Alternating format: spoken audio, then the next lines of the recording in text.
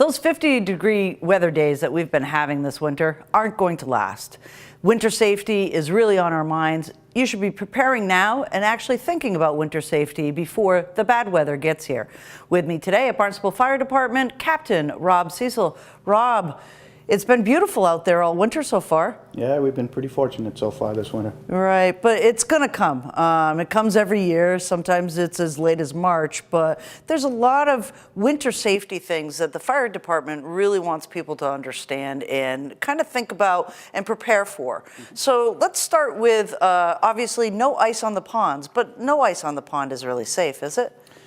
No, and one of the things that we've had an issue with is the fact that we haven't had any ice on the ponds yet this year, and that kind of puts us behind the eight ball training wise, because we typically like to go out right around the time when ice is beginning to develop, because those are oftentimes the most frequent causes of people falling through, animals and people. Right. It's not so much when we've had 20-degree weather for 3 weeks that the ice is too bad. It's when you first get the first few days of the freeze and you get the animals that go out on the ice and people want their dogs and stuff back, and people having the misfortune of going out and not being safe and falling through themselves and put us in a position to need to be the rescuers. Right. So let's talk a little bit about that. Really, the ice itself, even if it looks safe, it's not. Keep your pets leashed. Try to keep them off the ice. Yeah, we don't recommend ice safety anymore. It used to be that the fire departments would go out and say, okay, the ice is 3-4 inches thick now. Right. We don't do that. We don't condone any safe ice practices anymore, other than the local skating rinks. There you go. There's plenty of ice at HYCC. Excellent. And let's talk about around the home. So if there is some storm prep or storms that do happen, what are some of the things that folks should be doing at their house? Well, I mean, preparing for power outages. Over the last few winters, we've had issues with a lot of people having power outages because of the heavy wet snow that we've gotten, bringing down power lines and tree branches and things like that, and causing some damage around the property, and making sure that they have provisions in place so that if the power does go out for a few days, that they have spare food and water.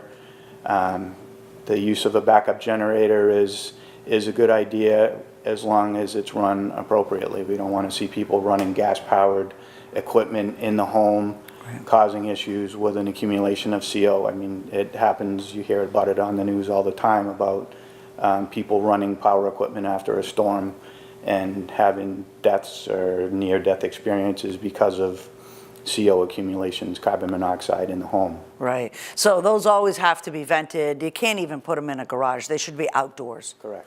Right. And then the other thing that we know about CO is if we do have some heavy, big snow, that the outside pipes for your furnace systems need to be actually clear. Yeah.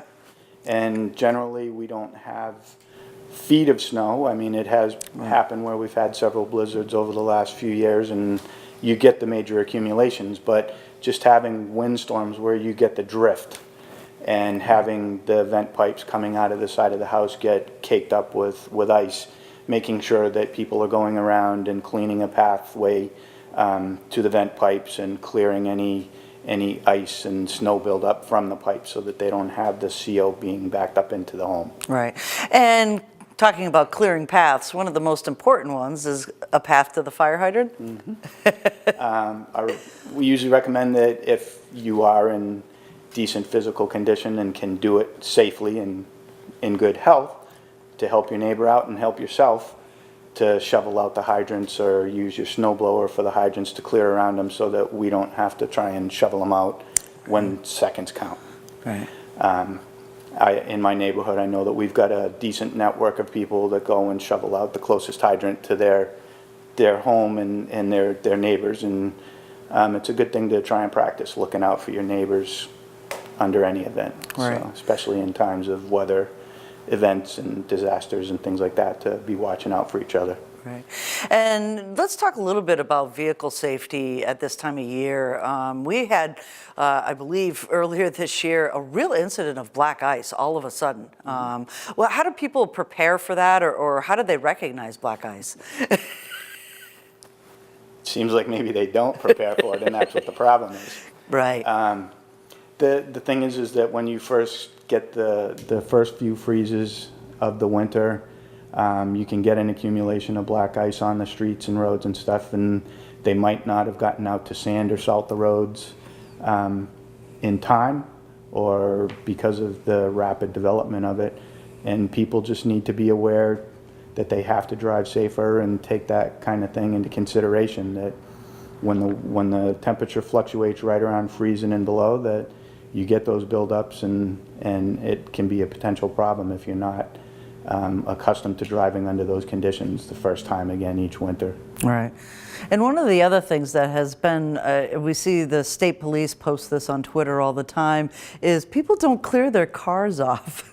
That makes me nuts. I don't understand that. And I mean, under most circumstances, you see something blow off of a vehicle, and you're fortunate enough not to have any bad events happen from it. But there have been instances where large sheets of ice come off of a truck or somebody's personal vehicle because it wasn't cleaned off, and you've seen them go through windshields and cause physical damage to the vehicles and damage to the occupants of the vehicles. It is a significant safety hazard. Right.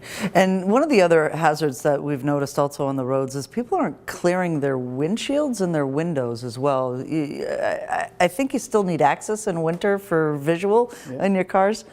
Yeah, I mean, I'm not probably the best one to be talking about the law of the situation, but it seems like common sense would be that you would want to have all of your windows and windshield clear, so that you had clear visibility 360 degrees around the vehicle as you're driving it. It seems like it would be a good, safe thing to practice.